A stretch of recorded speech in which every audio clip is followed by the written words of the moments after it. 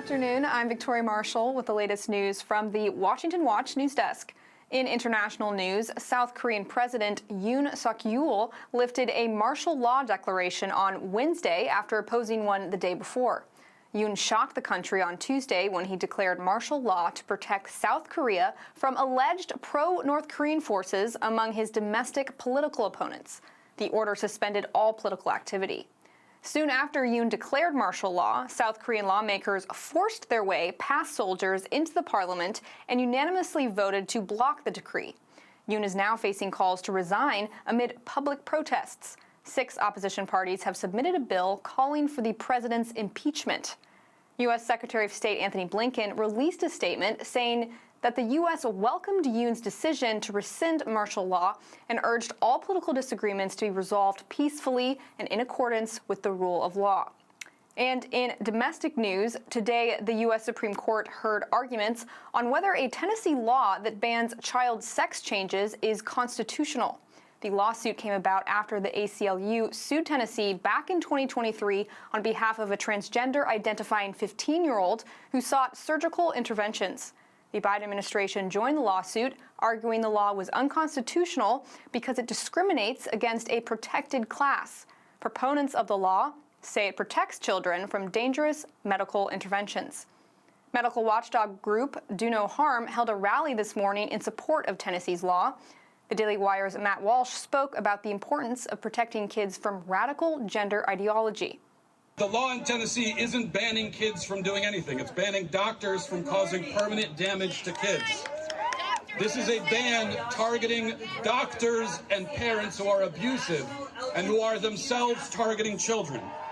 So what the trans activists, what the people over there are actually claiming is not that kids have a right to be castrated, but that doctors have the right to castrate them.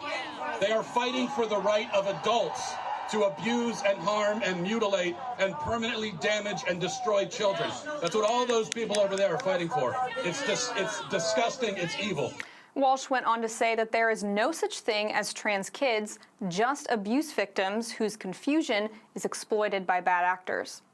The Supreme Court is expected to rule on the case by the end of June. More than 20 states have similar laws banning transgender medical procedures for children, meaning the ruling could affect those laws as well. And in other domestic news, California Governor Gavin Newsom is stockpiling an extra $25 million for expected legal fights between his state and the incoming Trump administration.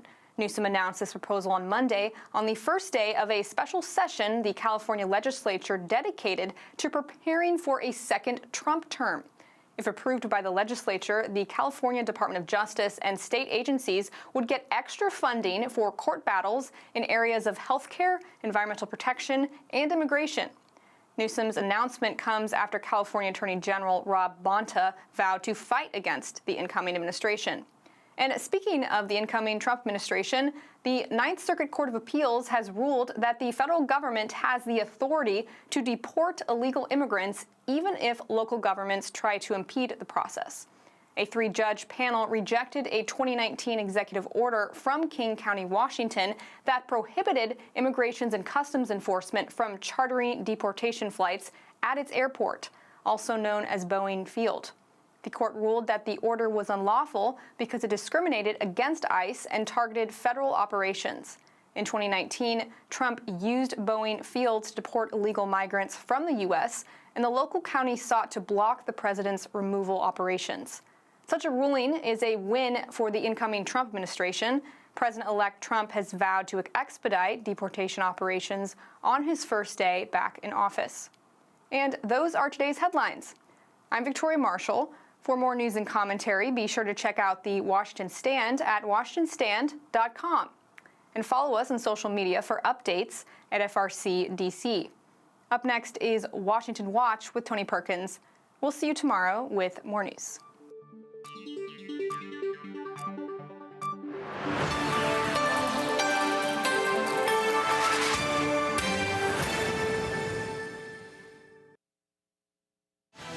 From the heart of our nation's capital in Washington, D.C., bringing compelling interviews, insightful analysis, taking you beyond the headlines and sound bites into conversations with our nation's leaders and newsmakers, all from a biblical worldview. Washington Watch with Tony Perkins starts now. Just as using morphine to manage pain differs from using it to assist suicide, using hormones and puberty blockers to address a physical condition is far different from using it to address psychological distress associated with one's body. The Equal Protection Clause does not require the states to blind themselves to medical reality or to treat unlike things the same. And it does not constitutionalize one side's view of a disputed medical question. That was the voice of the Tennessee Solicitor General Matthew Rice defending a Tennessee law that protects minors from experimental drugs and surgeries related to gender dysphoria before the United States Supreme Court this morning. Welcome to Washington Watch. I'm your host, Tony Perkins. Here's what's coming up on today's program. So a majority of the Supreme Court appear to be reluctant to strike down the Tennessee law based upon their questions and comments. We're going to speak with the Alabama Attorney General, Steve Marshall, who has been leading a multi-state coalition in opposition to the Biden administration's push to transgender our children. Outside the courtroom, voices were raised in defense of these protections for children. The solution to the distress of our children is not lying to them. It's not taking away parts of their bodies or unskippable parts of their development. It doesn't take a degree in biology to understand that a drug cocktail and a scalpel do not make a child the opposite sex. That was Chloe Cole, a detransitioner and a powerful advocate, warning the public about the dangers of radical transgender ideology. FRC's Dr. Jennifer Bowens was at the court, and she'll join us with her insights later here on Washington Watch. And turning to international news in South Korea. We welcome President Yoon's statement withdrawing the martial law order, and there was a unanimous vote in the National Assembly to reject the decision, and he followed up on that. In our judgment, any political disagreements need to be resolved peacefully and in accordance with the rule of law. That was U.S. Secretary of State Antony Blinken commenting on the escalating political crisis in South Korea. After President Yoon withdrew the martial law order, the opposition party announced plans to impeach him. We'll get the expert analysis from Asian specialist Gordon Chang later on Washington Watch. In Europe, French lawmakers have made history by ousting the Prime Minister, Michel Barnier, in a no-confidence vote. Now, this is the first time in 60 years that a government has been toppled in this way. What does this mean for Europe's political future? We'll discuss it with Peter McElvenna, who's the co-founder of Hearts of Oak in the UK. And closer to home, the final U.S. Congress House race was called yesterday, nearly a month after the November election. So what does this mean for the 119th Congress? Well, FRC Action's Matt Carpenter will provide us with an update. And finally, a big thank you to everyone who partnered with us on Giving Tuesday. We are deeply grateful for your generous support in helping us stand for faith, family, and freedom here at the Family Research Council and on Washington Watch. And by the way, I want to invite you to join FRC in our study of God's Word in 2025 with the second volume of the Stand on the Word Journal. Now, this new spiral-bound journal accompanies our chronological Stand on the Word Bible reading plan and covers Isaiah through Revelation. This resource will help you as you grow in your understanding of God's Word, and it also makes a great gift for loved ones this Christmas season. To order your copy, go to tonyperkins.com or simply text the word journal to 67742. That's journal to 67742. Well, as I mentioned this morning, the U.S. Supreme Court heard oral arguments on whether or not Tennessee's Senate Bill 1 violates the Equal Protection Clause of the Constitution's 14th Amendment. The law, which protects minors from so-called gender transition procedures, is similar to those passed in nearly half the states in the nation. And by most accounts, the Supreme Court's conservative justices appear likely to side with the state of Tennessee. Joining me now to discuss this is the Attorney General of Alabama, Steve Marshall, who is among those leading the charge against the Biden administration's push for irreversible mutilation of children.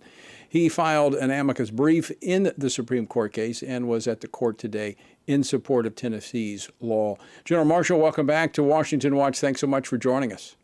Good to be here, Tony. It seems like we continue to talk about this issue, but it gets better every time. Well, finally, it appears that the tide is turning as the facts are coming out. But I want to first get your thoughts, your general thoughts on how the arguments went today and where the justices may be leaning.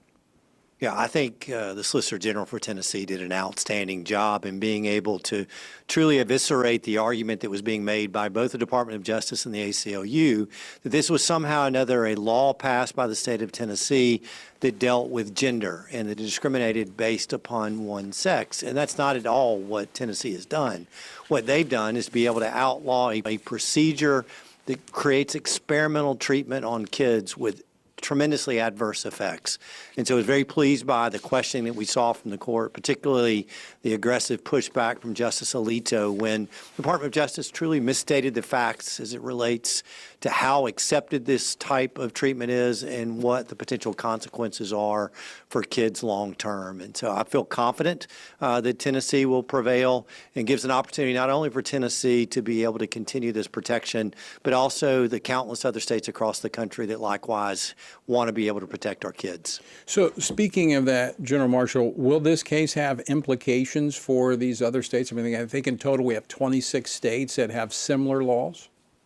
I think it will, only as it relates to the legal standard that will be used to evaluate the particular state statutes. For example, when the court rules in this case, we'll have an opportunity to be able to present what the court has done to our district judge to be able to establish why Alabama clearly has a rational basis to be able to protect our children and to use that from the court's perspective to determine whether or not the statute itself is lawful. But, Tony, I would say that even if the court were to rule with the plaintiffs and to say that there's a higher level of scrutiny that needs to occur, I believe the medical evidence is so strong that states are going to be able to meet that standard as well. Did that come forth in today's hearing? Sadly not, only because, the Tennessee case is relatively new from a litigation side, whereas Alabama's, we have a much more robust development of the underlying facts. And you and I have discussed previously about the absolute fraud that's taken place on parents and children across the country as we see this coalition of social justice lawyers, the Biden administration through Admiral Levine, influencing medical professionals and developing standards of care, not for what's best for kids, but instead to advance their own political agenda. And clearly that's not right. I don't think anybody can accept this idea that medical practice ought to be dictated by your political philosophy and not what's in the best interest of children. And so very comfortable that we're going to be able to develop that for all of the states to be able to use. I think when judges have an opportunity to hear it, as recently they did in the state of Missouri, that we're going to find compelling orders supporting this idea of protecting our children. It would appear, General Marshall, that as the facts have been coming out, in not just in the courtrooms, but in dialogues like this one, and as you've had to defend the law there in Alabama, and as legislators have taken up this issue, taken testimony, and what we see internationally, as many foreign countries are backing away from these radical positions, it appears that the public opinion on this has shifted quite significantly in the last 5 years. No, I think absolutely. And when Alabama first passed its law, it was only one of 3 states to have done so. And candidly, it was with great opposition from many that felt like that we were not doing what we needed to do to be able to help kids deal with gender dysphoria or gender incongruence. But yet what we've learned, and particularly with the development in Europe, and who would have thought that we'd be looking to Europe to be able to support these ideas, but when they engage in that systemic review of the literature, they found little to no evidence that these treatments, in fact, help kids and saw significant risk, both short-term and long-term, when kids undergo puberty blockers, cross-sex hormones, and more particularly surgeries. And all we've seen over these last 5 years is a continued push from the literature and others that have had a chance to view this in an unbiased way, is to say this is not the direction that we need to be teaching kids or at least treating kids that suffer from these conditions. General Marshall, you have tracked the court for some time, and the court has a propensity to surprise in its opinions that it releases. So while the questioning and the comments may be leading toward a support of the Tennessee law in this case, what are some of the possible outcomes? Because sometimes they can sidestep some of the issues. What might be some of the possible outcomes when the court rules on this probably near the end of June of this next summer? Well, one thing that Justice Alito did, I think, a fabulous job today was to really push back on the remedy that was being sought by the petitioners in this case, so that they very much narrowed the scope of what they were asking. So to the extent that you were looking for worst case scenarios, it would be that this court would come down and accept this idea that there is a heightened level of scrutiny that needs to be placed on laws of this type. They wouldn't be deciding whether or not Tennessee's law was in fact valid or invalid, but instead would just simply say that we will embrace this idea that this is a gender-specific law for which the state has to meet a higher burden of proof. But as we were able to establish in our 11th Circuit in a concurring opinion issued by Judge Brasher, he believes that even if it's a heightened level of scrutiny, the evidence is so compelling, the facts are so strong, and that we would be able to meet that burden as well. And so I remain confident, regardless of the result of this decision, that states will be in a good position. But I truly believe that we'll have a 6-3 or 5-4 decision supporting the efforts of Tennessee and validating the ruling they received from the Sixth Circuit. In your opinion, did the opponents of this law, did they establish anything in today's oral arguments? I don't think they did. In fact, their greatest advocates were coming from the bench, whether it be Justice Sotomayor or Justice Jackson. They advanced more of the argument than we heard from either of the two advocates. But that shouldn't surprise us, correct? I mean, those are individuals that we did not expect necessarily to be in favor of the Tennessee law. In fact, they dissented when the court had on its shadow docket a question involving Idaho for reasons very similar to they expressed today. But I think that the law itself, as Tennessee was able to present today, is very compelling for the court to be able to use the rational basis review. And I think that's the conclusion the court's going to ultimately reach. If I read this correctly, one of the attorneys that was opposing the law for the ACLU was a transgender attorney, setting kind of a historical record, being the first transgender to argue before the Supreme Court. Is this more of the identity politics that they were hoping to use to bolster their case? Well, I think absolutely, Tony. This is an advocate that went in a TV interview the day before his argument and said that his 2-year-old can make a decision about whether or not to change their gender. Obviously, that's not what Americans believe. It shows that this is more political than it is legal. And we need to do right by our kids to make sure that those who are suffering from gender dysphoria have the right type of treatment, but we don't want them to be experiments that harm them for the rest of their lives. Yeah, this is something that we will look back on, I think, in years from now. Hopefully we'll look back knowing we got it right. General Marshall, always great to see you. Thanks so much for stopping in today and joining us. Thank you. And folks, this is an issue we need to continue to pray about because these are individuals, these young people. They have some really significant issues that they need to be able to work through, but work through correctly. So after the break, we're going to be talking with Dr. Jennifer Bowens about this a little bit more, so don't go away. The throne of Jesus Christ is unchallenged. His name was never on the ballot to begin with, and it's never going to be on the ballot. He's the King of Kings, and he's the Lord of Lords, and nothing's going to change that. And so our mission stays the same. Preach the gospel, make disciples, get ready for heaven. In the meantime, that we're to advance the concerns of the kingdom of God here on earth. America has entered a critical and vulnerable period from now until January the 20th. Join Family Research Council for Operation Prayer Shield, a 10-week prayer initiative for our nation. From now until January 20th, our country faces global challenges, a transition of leadership, and a lame duck session of Congress. This season calls for heightened spiritual vigilance, discernment, and prayer. Text the word SHIELD to 67742 to join us. You'll have access to prayer points, scripture, prayer calls. Text SHIELD to 67742. Unite with us and pray for our nation. Let's not not be discouraged. Don't lose heart. Don't lose the faith. Stand now strong, because the Lord has given us the great privilege of living in a time when our choices matter, when our lives matter, when our courage matters. So let's stand together and save this great country. God bless the United States of America. The American Republic has a freedom like no other. It has roots in the scriptures, far more than any other heritage. And if we as followers of Jesus and conservatives don't defend it, who will? Neutrality is not an option. There are many Christians who believe that if we just keep our heads down, if we just don't say the wrong thing, that somehow we will come out of this unscathed. You're naive if you think that. Because what they want from us is not our silence. What they want from us is our submission. Part of the dilemma of Christianity in our generation is that we've relied a little too much on human wisdom and human reasoning, human strength, human resource, and we've relied too little on the power of God and God's ability to open doors that we can't open and do things that we couldn't even hope to begin to do. This may not be an easy task, but we are living in a moment of challenge, but also of great opportunity.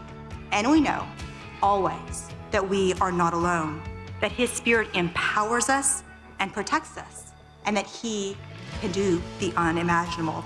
Dobbs, after all, was never supposed to happen. Father, we thank you. You have entrusted us with this moment in history, and I pray that we would be found faithful, and that as a result of our faithfulness to you, that thousands, millions would come into the kingdom as they would experience the forgiveness of sin and the new life that is found only in Jesus Christ. Amen.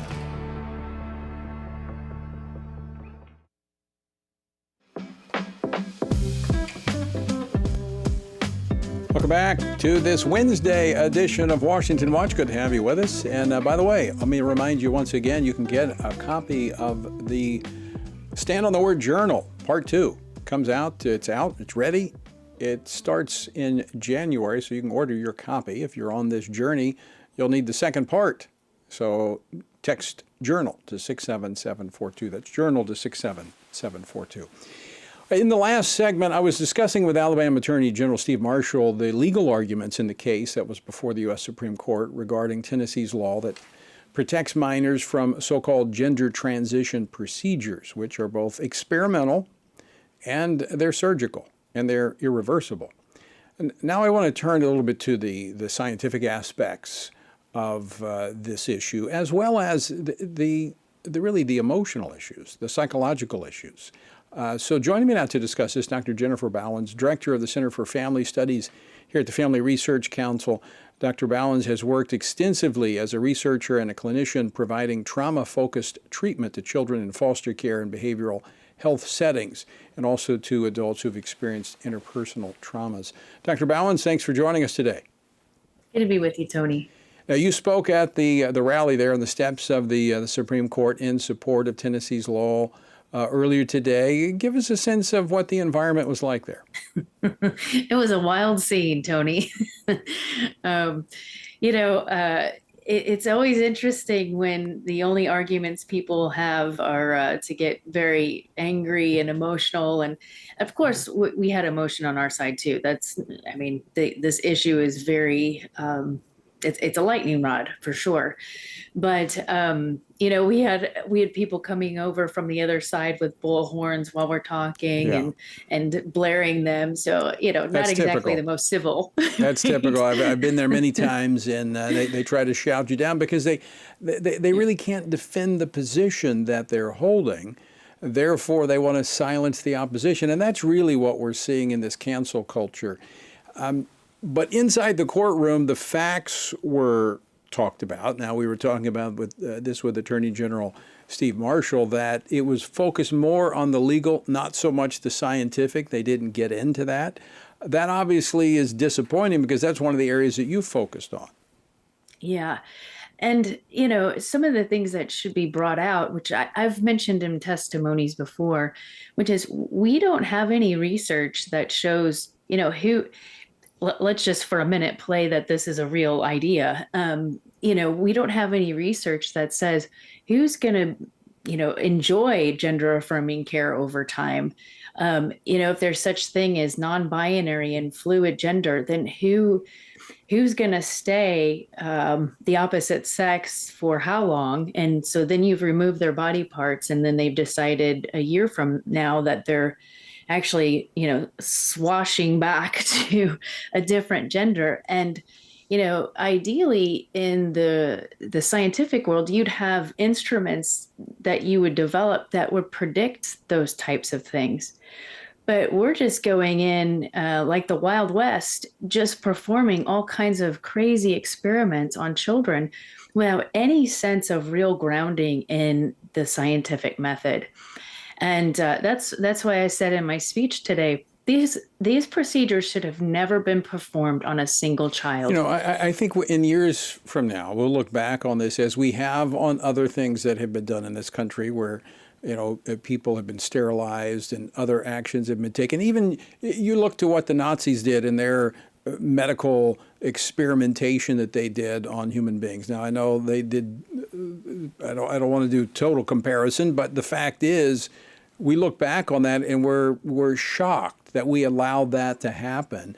And I think this is one of those moments. But that said, Dr. Bowens, these things are real, the emotions that these individuals, the gender dysphoria, but what's been missing, and you and I have talked about this before, is to go to the source of the issue that's driving the dysphoria, the fact they're uncomfortable, they don't feel like they're in the right sex.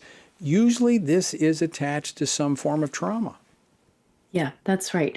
And a lot of the think tanks on the other side who are in support of this issue, their own research has shown that a number of people who are trans-identified have big, huge trauma histories. I mean, we're talking a significant portion of people, and those are just the ones who know enough to claim that.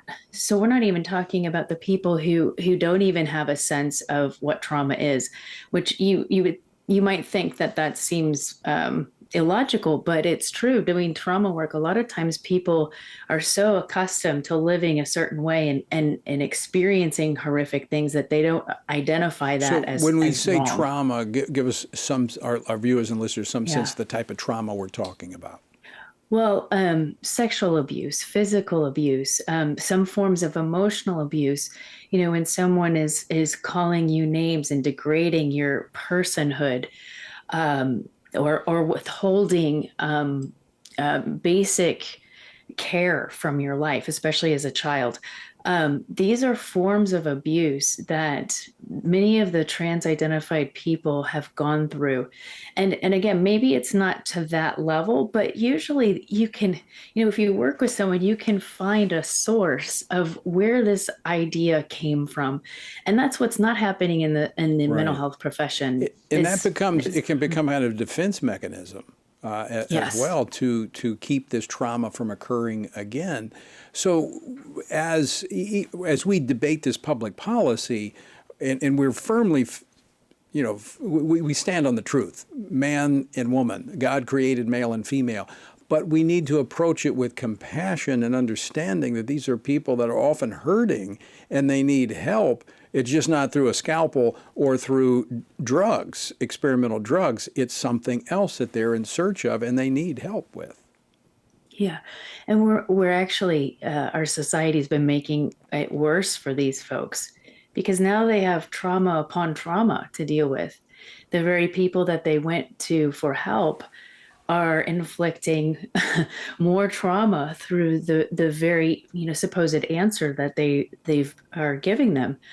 And so we're going to have a lot of people who've been affected by this, not only that have to deal with the root cause, but now they have to deal with, dealing with forgiving a whole profession that has led them astray. Right. It's a blind leading the blind. Yeah, and it is something that we absolutely need to be praying about and praying for these individuals. It's real for them, and we need to help them find a way out that is right and will lead to a fulfilling life for them. Dr. Bowens, always great to see you. Thanks so much for joining us. All right, folks, don't go away. It begins here, and here, and here. Every day. Before you stand, you need solid ground.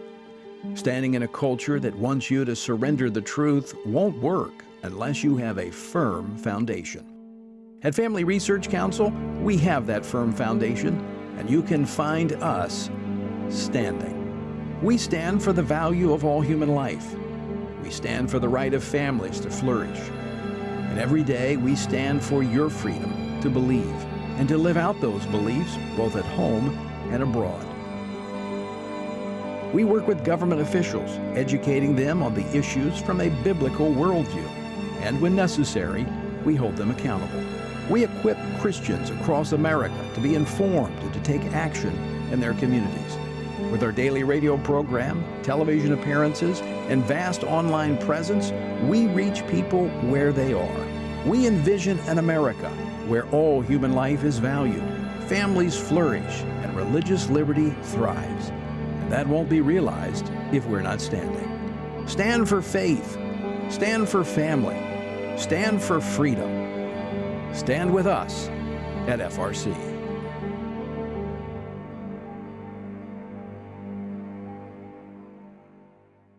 Did you know there are many faithful Christians on Capitol Hill fighting alongside Family Research Council for faith, family, and freedom?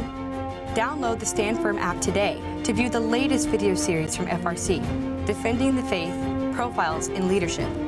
The series features exclusive sit-down interviews with our nation's leaders that go beyond the policies and politics to the events that brought them to Washington, D.C. Download the Stand Firm app today.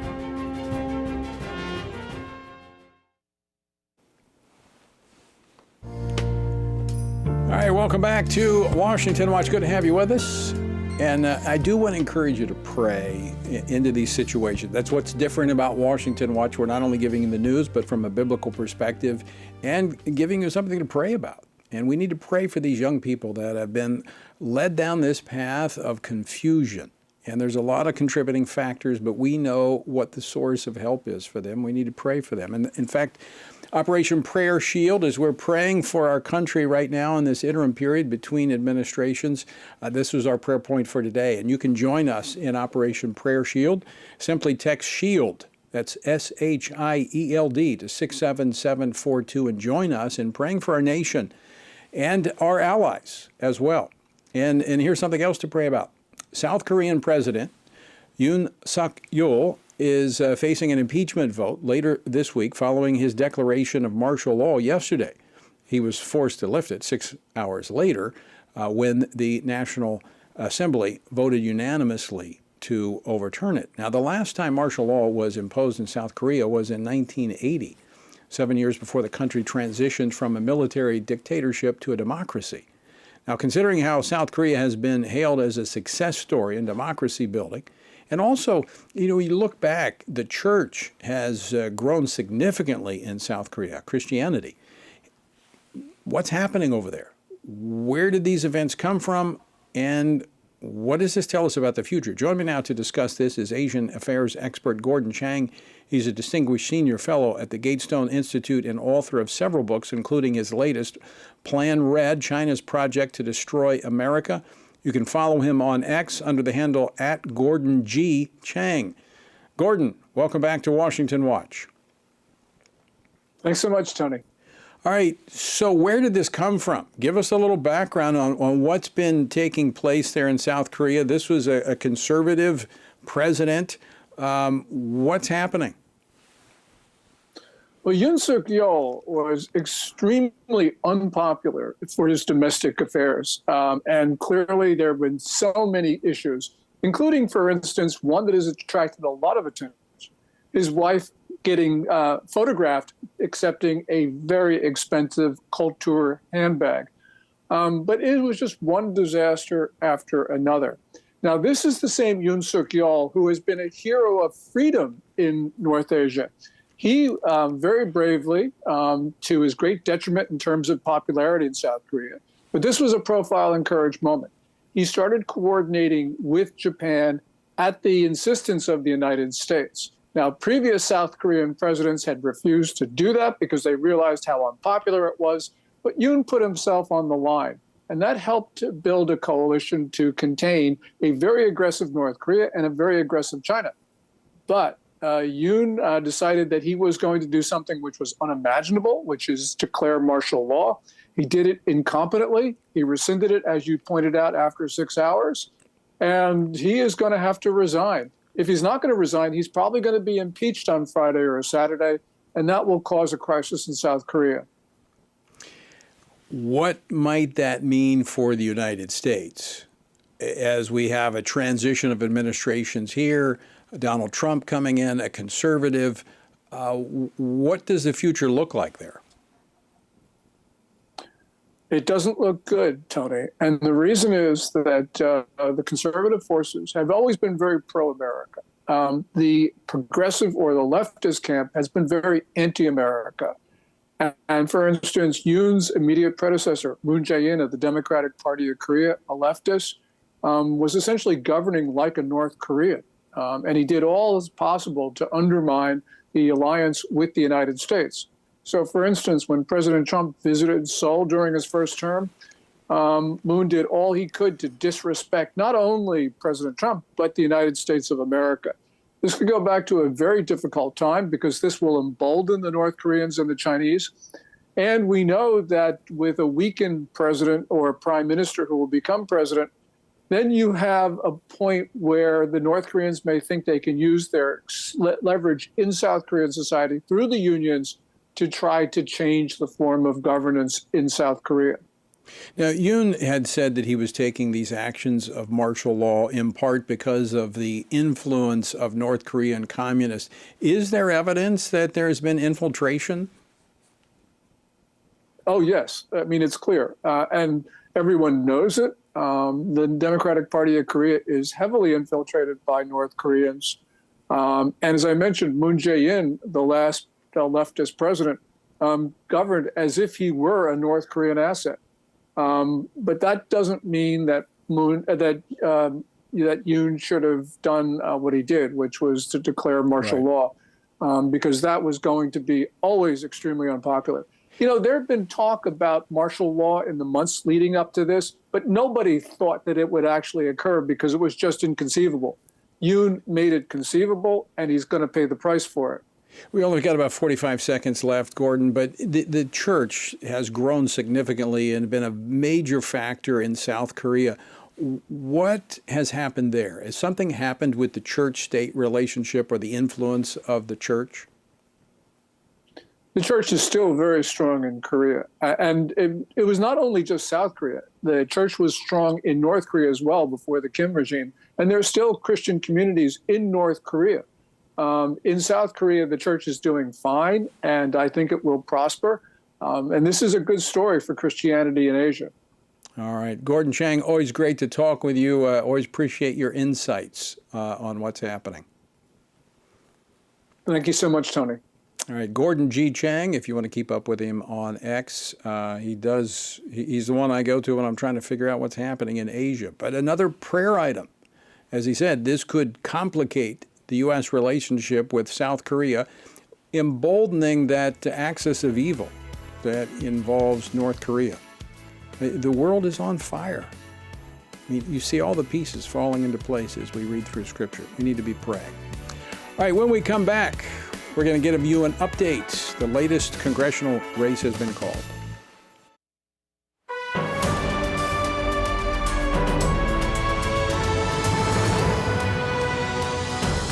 Hello, I'm Tony Perkins, president of the Family Research Council here in Washington, D.C. Behind me is one of the most recognizable buildings in all the world, the U.S. Capitol. What does it stand for?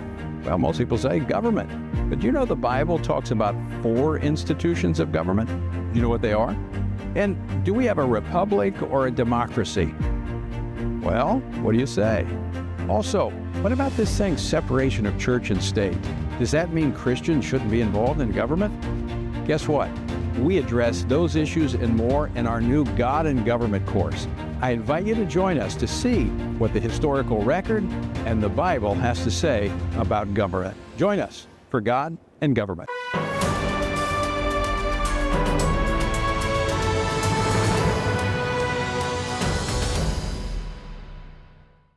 everything we do begins as an idea. Before there can be acts of courage, there must be the belief that some things are worth sacrificing for. Before there can be marriage, there is the idea that man should not be alone. Before there was freedom, there was the idea that individuals are created equal. It's true that all ideas have consequences, but we're less aware that all consequences are the fruit of ideas. Before there was murder, there was hate. Before there was a Holocaust, there was the belief by some people that other people are undesirable. Our beliefs determine our behavior, and our beliefs about life's biggest questions determine our worldview. Where did I come from? Who decides what is right and wrong? What happens when I die? Our answers to these questions explain why people see the world so differently. Debates about abortion are really disagreements about where life gets its value. Debates over sexuality and gender and marriage are really disagreements about whether the rules are made by us or for us. What we think of as political debates are often much more than that. They're disagreements about the purpose of our lives and the source of truth. As Christians, our goal must be to think biblically about everything. Our goal is to help you see beyond red and blue, left and right, to see the battle of ideas at the root of it all. Our goal is to equip Christians with a biblical worldview and help them advance and defend the faith in their families, communities, and the public square. Cultural renewal doesn't begin with campaigns and elections. It begins with individuals turning from lies to truth. But that won't happen if people can't recognize a lie and don't believe truth exists. We want to help you see the spiritual war behind the political war, the truth claims behind the press release, and the forest from the trees.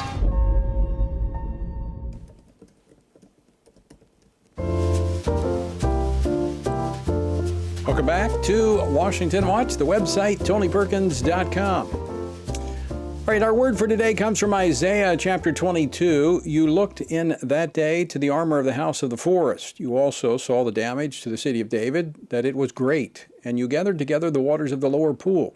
You numbered the houses of Jerusalem and the houses you broke down to fortify the wall. You also made a reservoir between the two walls for the water of the old pool. See, King Hezekiah took significant steps to protect Jerusalem from the Assyrian threat. Archaeologists have even uncovered some of the preparations mentioned by Isaiah, gathering water, fortifying walls, and building reservoirs. Yet Isaiah points out to the core problem. Quote, "You did not look to its maker, nor did you have respect for him who fashioned it long ago." You see, these preparations, though practical, lacked reliance on God. Action is important, but it must be grounded in faith and submission to God's will.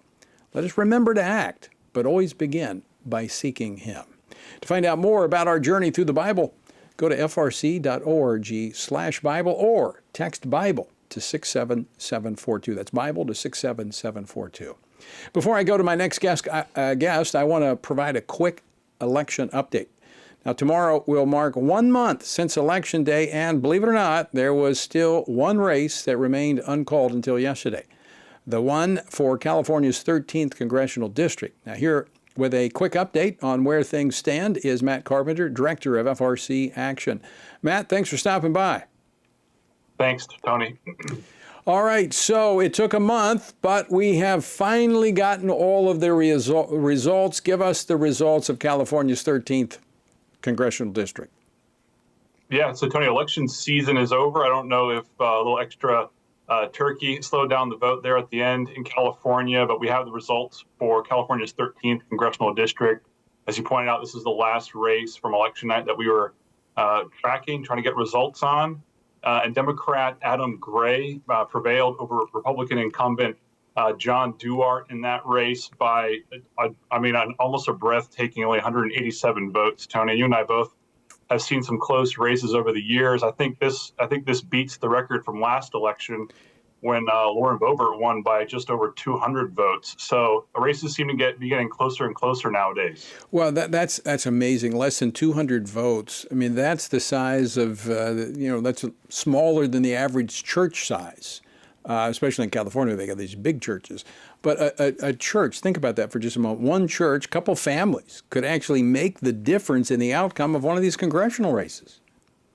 Yeah, that's exactly right. And I know there's a lot of great folks on the ground in California who were working in churches taking advantage of some of the ballot chasing laws there in California and getting the word out and educating voters. And it's just more evidence that all that work is needed. There's more of it that needs to be done as we look to the 2026 midterms already. It's election season. It never ends, Tony. All right, Matt. So the last race is decided, California's 13th. What does that leave in terms of the balance in the U.S. House of Representatives now that these races have all been called? So right now there's 220 Republicans for the 119th Congress to 215 Democrats.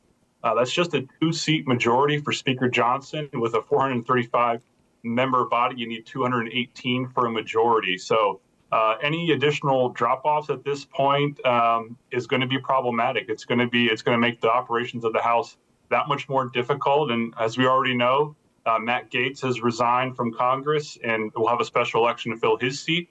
We also know Elise Stefanik, a New York Republican, is going to go on to be potentially the UN ambassador under the Trump administration. And then obviously Michael Walz in Florida's 6th congressional district was tapped for national security advisor in the Trump administration. We'll have some special elections in the spring. In Florida specifically, go ahead. Where does that leave them then beginning in January if we have those 3 members that won't be there? They'll be down to 218 members, Tony, and that's the exact number you need for a majority. So, I mean, you can't have a sick day. You can't have a member miss their flight.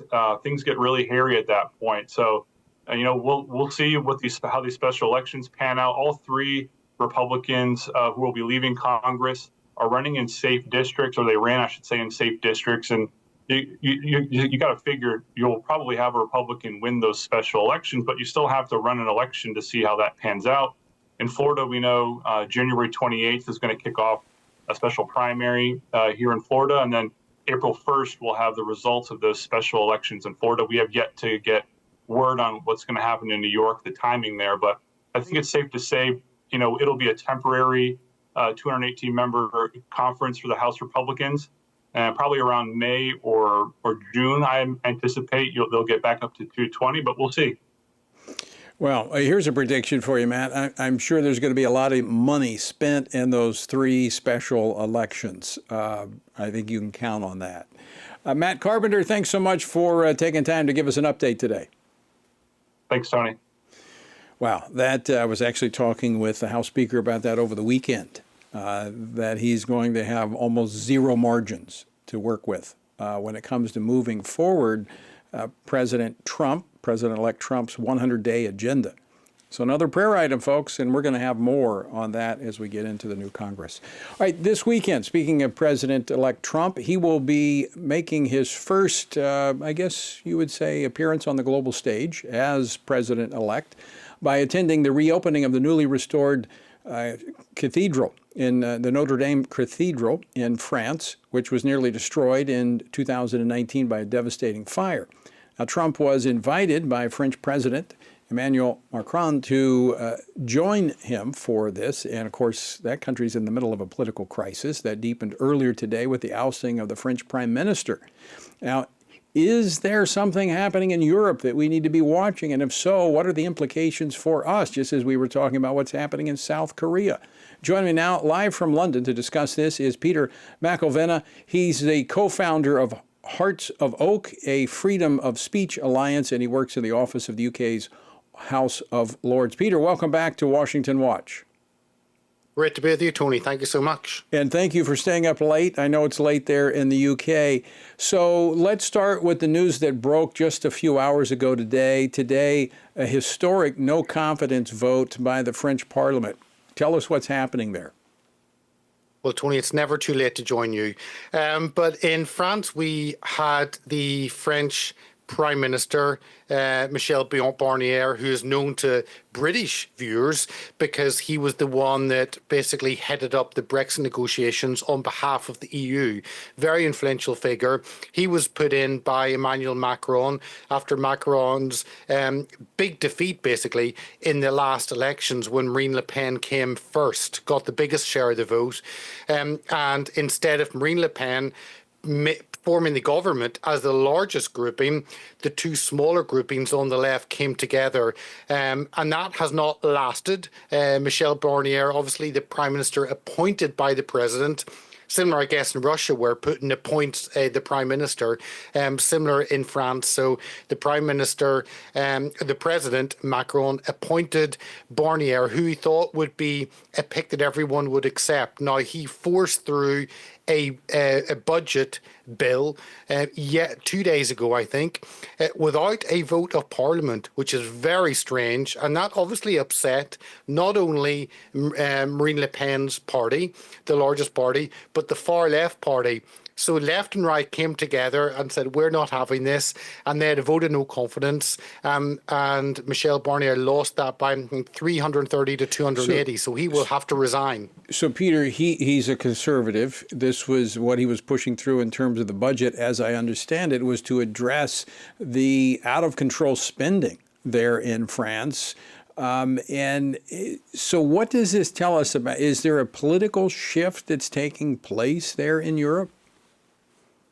There is a big political shift, and this is what's exciting to the FRC viewers, to the American audience, that this is Europe becoming open to President Trump stepping back into the White House. This is why I'm really excited what's happened. We've seen changes in Austria, in the election in Austria. The German government have collapsed and they're going to have elections with Alternative for Deutschland polling at 20%. We've got Macron being very weak, and you've always had that Franco-German alliance in the EU. It's been Germany and France, the two big powers in Europe. Germany, very weak politically after Merkel left, and she basically has not been replaced. And in France, Macron's become weaker and weaker.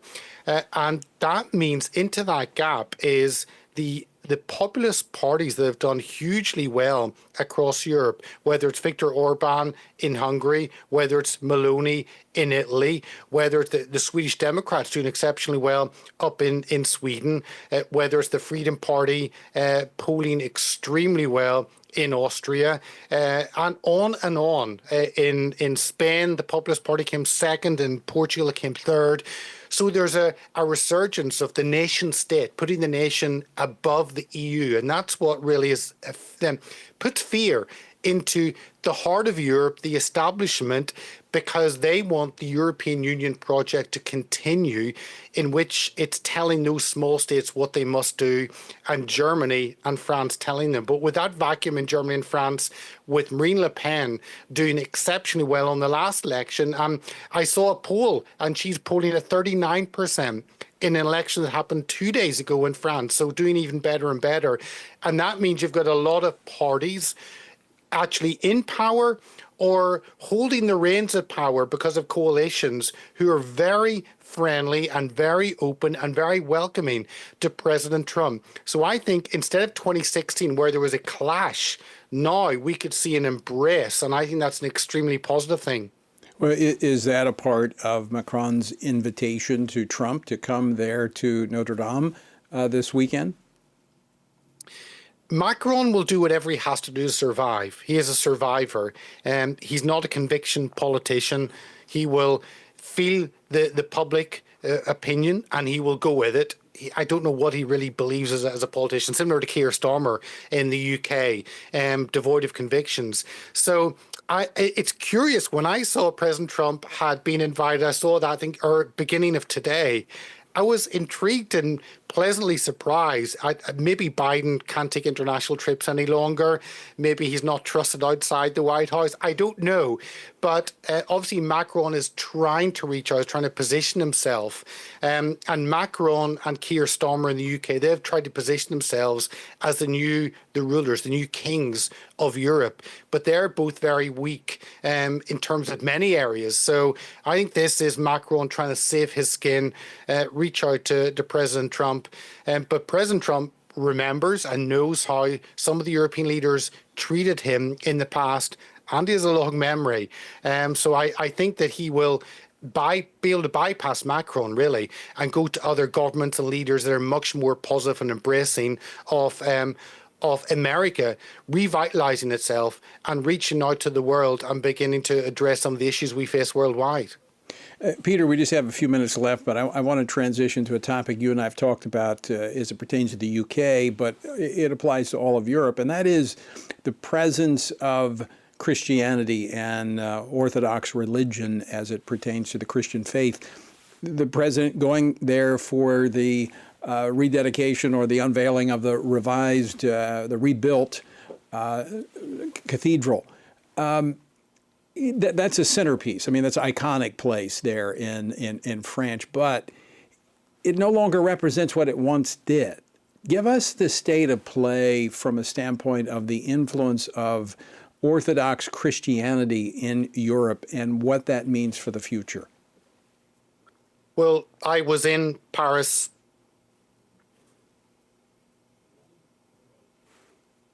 Oh, I think we lost it right when I was getting to the heart of what we wanted to talk about. Well, maybe we'll get him back. I don't know. Somewhere between here and the UK, we lost the signal. Heck yeah. There he is. All right. Go right ahead. I don't know what happened across the water, but I was in Paris just 4 weeks ago outside the Notre Dame Cathedral, just obviously before it opened, and it's a glorious building, over 800 years old. I was looking at some of the statistics. I mean, the spire was built of oak, burned down obviously in that fire 5.5 years ago, but it was 750 tons of oak lined with lead, and those oak trees were cut down in 1160. That shows the history and heritage. Now that has changed. We have seen, I know in the UK in the last 5 years, we have seen 200 churches affected by arson. And about a year ago in 2022 in European Parliament, an MEP talked about attacks on 613 churches across Europe. So we are seeing that is an attack on that. But then also we are seeing nations of collapsing Christianity. In the UK, we just had an assisted dying bill passed where you can help someone end their life. And that's been hotly debated for 30 years in the UK, and that is now getting pushed through. And a bishop yesterday was saying that the UK has lost its Christian ethos, its Christian basis, whenever it thinks actually the killing of those who are no longer beneficial to society is a positive thing.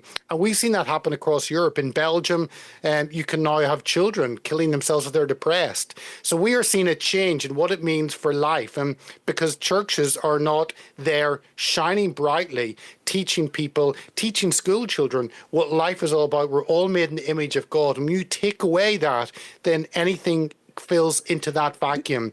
And we are seeing a culture of death across Europe. Is it, very quickly, I got 30 seconds left, but Peter, as American politics influence Europe through Trump, could also we see the church of the United States impact Europe as well? Oh, big time. I think many European churches are looking to the States, are looking at that confidence of actually what it means to have a Christian worldview, a Christian ethos. And when Trump goes back into the White House and speaks truth, then Europe will be watching. And I think we'll see churches excited, growing and embracing their heritage once again. Wow. Well, we look forward to being a part of that conversation with you as that time comes. So thanks so much for joining us. And folks, thank you for joining us as well. We're out of time. Until next time, keep standing. Washington Watch with Tony Perkins is brought to you by Family Research Council and is entirely listener-supported. Portions of the show discussing candidates are brought to you by Family Research Council Action. For more information on anything you heard today, or to find out how you can partner with us in our ongoing efforts to promote faith, family, and freedom, visit TonyPerkins.com.